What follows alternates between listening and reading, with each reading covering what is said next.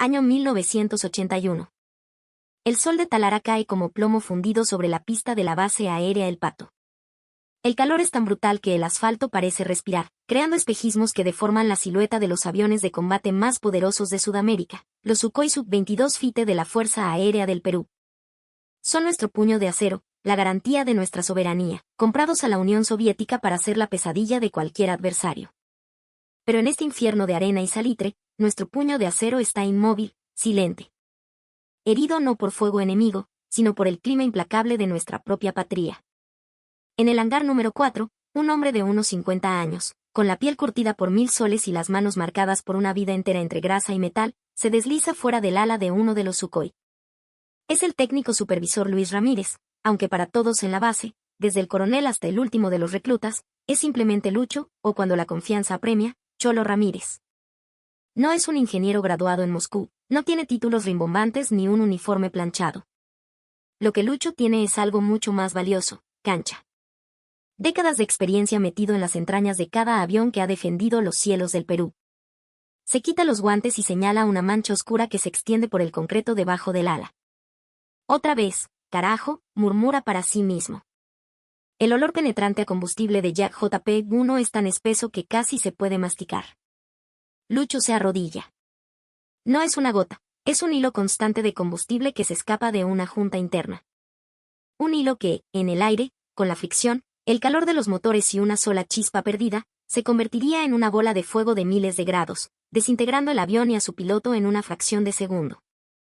El problema era catastrófico y se extendía como una plaga por toda la flota. Los Su-22, diseñados para los inviernos glaciales de Rusia, no estaban preparados para el norte peruano. El sol inclemente y el aire salado del mar de Grau estaban cocinando y resecando los empaques de caucho y los sellos de los tanques de combustible. El material soviético se volvía quebradizo, se agrietaba, y los depósitos de las alas, que contenían miles de litros de combustible altamente volátil, empezaban a sangrar. De los 12 Fighter que formaban el escuadrón de élite, 9 estaban en tierra. No apto para vuelo, decían las tarjetas rojas colgadas en las cabinas. La punta de lanza de la FAP estaba rota. Y en la frontera, la tensión con el vecino del norte crecía cada día. El conflicto de Paquiza había encendido una mecha que se negaba a apagarse. Estábamos, para todos los efectos, con el puño de acero metido en un bolsillo roto. La frustración era un veneno que se extendía por toda la base. Los pilotos, la élite de la FAP, entrenados para el combate supersónico, ahora pasaban sus días en simuladores o jugando fulbito, mirando con impotencia sus máquinas paralizadas. El coronel Alberto Vargas, jefe de la base, era un hombre cuya procesión de angustia se sentía en cada paso que daba por la losa caliente. Su oficina se había convertido en el epicentro de la crisis. Esa mañana, la reunión era la misma de todas las semanas, solo que con más caras largas. Sentados a un lado de la mesa, 2 asesores técnicos soviéticos, hombres pálidos y rígidos que parecían derretirse dentro de sus uniformes de lana, a pesar del aire acondicionado. Al otro lado, el coronel Vargas y su plana mayor de ingenieros, jóvenes oficiales que recitaban manuales técnicos de memoria pero que nunca habían sentido el pulso de un motor con sus propias manos. El ingeniero ruso, con una voz monótona y a través de un traductor, repitió el diagnóstico por enésima vez. El problema es estructural, coronel. Las juntas de polímero originales no soportan la degradación por radiación ultravioleta y salinidad. Es un defecto de material para este entorno operativo. Entendido, camarada. ¿Y la solución?, preguntó Vargas, apretando la mandíbula. El ruso se encogió de hombros, un gesto mínimo que denotaba una indiferencia glacial. La solución es la que ya se comunicó a su Ministerio de Defensa. Se debe solicitar un lote de reemplazo de los conjuntos de sellado completos para toda la flota. La fábrica en Komsomolsk del Amur puede producirlos. Estarán aquí en 6, quizás 8 meses. Un silencio pesado cayó sobre la sala. 8 meses. En la volátil geopolítica de 1981, 8 meses era una eternidad. Era dejar la frontera norte expuesta, era invitar a la agresión. Era una humillación. ¿Y el costo?, preguntó uno de los oficiales peruanos. El traductor consultó sus notas. Varios millones de dólares, sin incluir el transporte y la instalación por parte de nuestro personal técnico. El coronel Vargas se puso de pie, su rostro una máscara de furia contenida. Inaceptable. 8 meses y millones de dólares mientras mis aviones se pudren en el hangar. No hay nada que se pueda hacer aquí, ahora. El otro ruso, que hasta entonces no había hablado, soltó una frase corta en su idioma. El traductor carraspeó. El camarada dice que la tecnología soviética es precisa. No se admiten improvisaciones. O se usan los repuestos originales o los aviones no vuelan. Es el procedimiento. Procedimiento. Esa palabra resonó en la cabeza del coronel como un insulto. Afuera de la oficina, Lucho Ramírez, que había sido llamado para entregar un informe de daños, escuchó la última parte de la conversación. Vio la resignación en los rostros de los oficiales peruanos y la arrogancia en la de los extranjeros. Procedimiento, pensó con desprecio. Los rusos y sus manuales no sabían nada del ingenio peruano, de esa capacidad casi mágica de recursearse, de encontrar una solución donde solo hay problemas. No sabían lo que era tener que hacer volar un avión con alambre, cinta y pura fe. Esa noche, Lucho no pudo dormir. Daba vueltas en su catre, el zumbido de los zancudos mezclándose con el ruido de las ideas en su cabeza. Se levantó de madrugada y caminó por la base desierta. Las siluetas de los Sukhoi bajo la luna parecían bestias dormidas, esperando despertar. Se detuvo frente al 514, un fite que ya había sido canibalizado, despojado de partes para mantener a otros volando. Era un esqueleto, un avión fantasma. Lucho apoyó una mano en su fuselaje frío. Tú no te vas a morir así, compadre, le susurró al metal. Ni tú, ni tus hermanos. En su mente, una idea loca, una herejía técnica, empezaba a tomar forma. No se trataba de manuales ni de repuestos de una fábrica a medio mundo de distancia. Se trataba de la chamba dura, de conocer los materiales no por sus nombres en ruso, sino por cómo se sentían al tacto, cómo olían, cómo resistían. Recordó los barcos de la flota pesquera en Paita, donde su padre le enseñó a parchar cascos de acero con resinas y masillas que aguantaban la furia del océano. Recordó los tanques de almacenamiento en la refinería de Talara, sellados con compuestos industriales que soportaban químicos corrosivos y temperaturas infernales. La solución no estaba en Moscú. Pucha, la solución tenía que estar aquí, en el Perú. Quizás en alguna ferretería industrial de Sullana, escondida en un estante polvoriento. Al día siguiente, con el sol apenas asomando, Lucho pidió una audiencia con el coronel Vargas. Entró a su oficina, con su mameluco de trabajo manchado de grasa, y se paró firme. El coronel lo miró con cansancio. ¿Qué pasa ahora, Ramírez? ¿Otro avión con fugas? No, mi coronel, dijo Lucho, su voz firme, sin titubeos. Vengo a pedirle permiso para arreglarlos. Vargas arqueó una ceja. ¿Arreglarlos? ¿Acaso tienes un cargamento de repuestos rusos escondido en tu casillero? No, mi coronel. Con todo respeto. Los rusos no saben nada de este sol, de esta sal. Sus empaques son una porquería para nuestro clima. Pero nosotros sí conocemos nuestra tierra. Yo creo que puedo sellar esos tanques. A la peruana. El coronel se recostó en su silla, una mezcla de incredulidad y una pizca de curiosidad en su mirada. ¿A la peruana? ¿Y qué diablos significa eso, técnico? ¿Vas a tapar las fugas con chicle y un rezo? Significa usar lo que tenemos, mi coronel. Existe un pegamento epóxico industrial, uno que usan en las plataformas petroleras. Es duro como el acero y resiste la corrosión. Pero no sirve así nomás, es muy espeso y el JP1 se lo comería. Pero si lo mezclo. Si lo mezclo con un diluyente y un aditivo especial, un compuesto que yo conozco. Podría crear una masilla, una especie de recubrimiento que se pueda aplicar por dentro del tanque. Una segunda piel que selle todas las rajaduras para siempre. Vargas lo miró fijamente durante un largo minuto. La propuesta era un disparate. Una chambonada monumental. Iba en contra de todos los manuales, de todos los protocolos. Si los rusos se enteraban, el escándalo diplomático sería mayúsculo. Podría costarle su carrera. Pero luego miró por la ventana hacia la pista, hacia sus águilas de acero con las alas cortadas. La desesperación era una poderosa consejera. Esto es una locura, Ramírez, dijo finalmente, casi en un susurro. Lucho no retrocedió. Su mirada era de una convicción absoluta, la fe del artesano en sus propias manos. Mi coronel, déjeme probar con el 514, el que está canibalizado. Nadie lo va a extrañar. Si fallo, me manda a barrer la pista por el resto de mi vida, se lo juro por mi madre. Pero si funciona. Si funciona, en una semana tiene su escuadrón en el aire. El coronel Vargas se levantó y caminó hasta la ventana. La imagen de los aviones inmóviles era una herida abierta en su orgullo de comandante. Se giró y miró a Lucho a los ojos. Vio en él la misma garra, la misma terquedad que definía a los mejores hombres de la FAP. Tomó una decisión. Tienes 48 horas, Ramírez, dijo con voz grave. Trabajas de noche, en el último hangar, el que nadie usa. Quiero a 2 de tus hombres de más confianza contigo, y a nadie más. Y por lo que más quieras, que no se enteren los rusos. Si uno de esos tipos se acerca a menos de 100 metros de tu experimento, lo cancelas todo al toque. ¿Entendido? Una sonrisa se dibujó por primera vez en el rostro curtido de Lucho. Entendido, mi coronel. No lo voy a defraudar.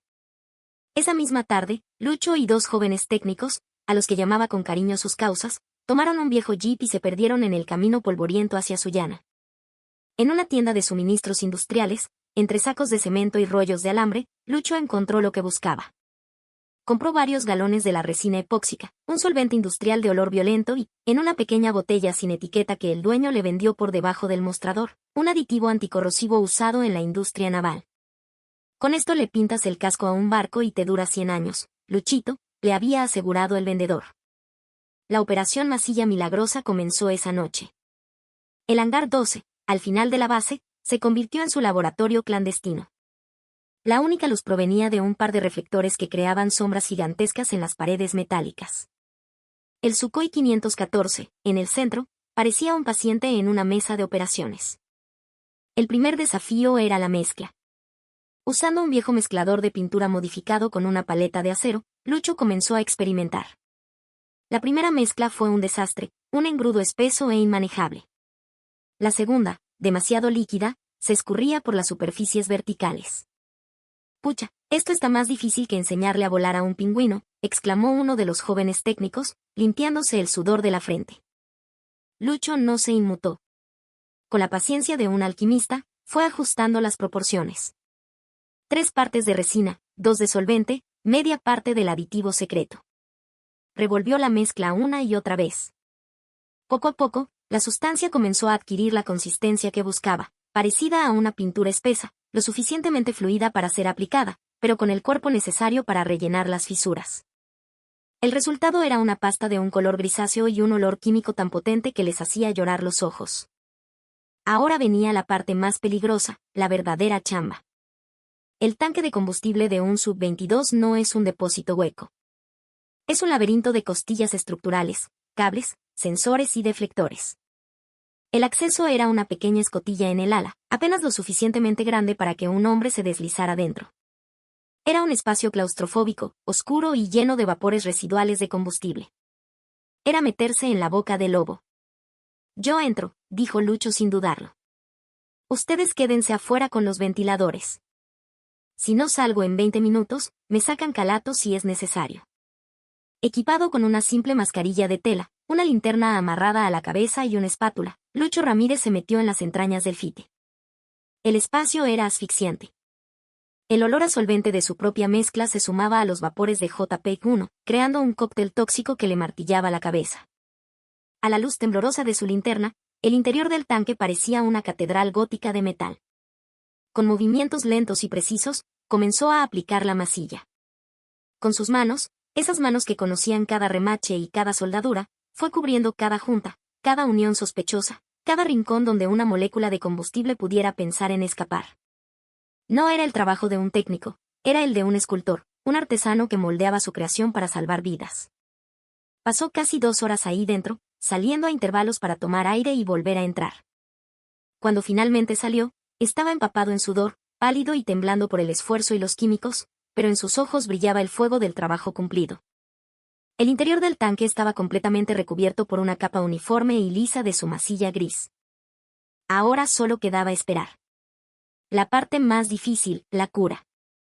Dejaron el avión con ventiladores apuntando a las alas durante toda la noche y el día siguiente.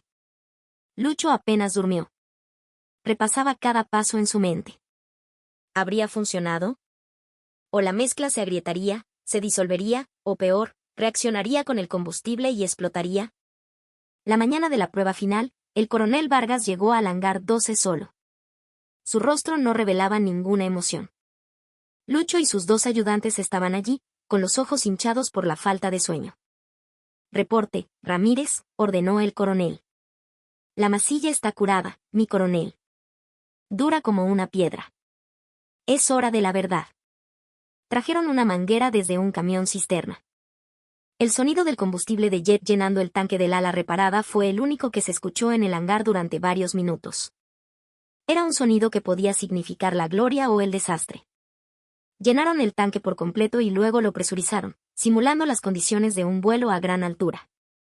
Todos contuvieron la respiración. Miraron debajo del ala, en el punto exacto donde antes se formaba el charco de combustible.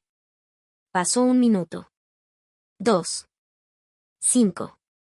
Silencio. Ni una gota. Ni una sola mancha de humedad. El concreto permanecía tan seco como el desierto que los rodeaba.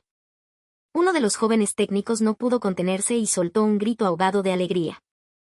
Lucho simplemente cerró los ojos y asintió lentamente. Una sonrisa cansada pero inmensamente orgullosa se dibujó en su rostro. «Está seco, mi coronel. El pájaro está curado». El coronel Vargas se acercó y pasó la mano por la junta reparada. No dijo nada. Simplemente se giró, miró a Lucho a los ojos y le puso una mano firme en el hombro. Ese gesto, para un hombre como Lucho, valía más que todas las medallas del mundo. «Quiero un piloto de pruebas en el 514 para esta tarde, Ramírez», dijo el coronel, su voz ahora llena de una energía renovada. «Y usted. Forme un equipo. Sus mejores tigres. A partir de esta noche, este hangar se convierte en su fábrica. Quiero todos mis Sukhoi en el aire para el fin de semana. Todos». La noticia del milagro del hangar 12 corrió como un reguero de pólvora entre el personal de mantenimiento, un secreto a voces guardado con celo feroz. El equipo de Lucho, los Tigres de la Masilla, trabajó día y noche. Se convirtió en una línea de producción criolla, un ballet de eficiencia y garra. Mientras un equipo preparaba un avión, otro aplicaba la mezcla y un tercero inspeccionaba un avión ya curado. El olor a la fórmula secreta de Lucho se convirtió en el perfume de la esperanza en la base aérea El Pato. Una semana después, el coronel Vargas estaba en la torre de control. Debajo de él, en la pista, no había un Sukhoi, ni 2. Estaba el escuadrón completo. 12 sub-22 FITE, con los colores de la FAP brillando bajo el sol, listos para el combate. A una señal de la torre, los 12 motores se encendieron en una secuencia perfecta, un rugido ensordecedor que hizo vibrar los cimientos de la base. Era el sonido de la resurrección. El puño de acero del Perú estaba despierto de nuevo. Uno tras otro, los jets despegaron, ascendiendo casi en vertical hacia el cielo azul profundo, dejando una estela de poder y desafío. Un sobrevuelo en formación cerrada sobre la base fue el saludo final, un homenaje a los hombres en tierra que lo habían hecho posible. El ingenio peruano no solo había ahorrado millones de dólares al país, había devuelto el orgullo a su fuerza aérea y la seguridad a sus fronteras en un momento crítico de su historia. Lucho Ramírez nunca recibió un desfile ni una medalla en una ceremonia pública.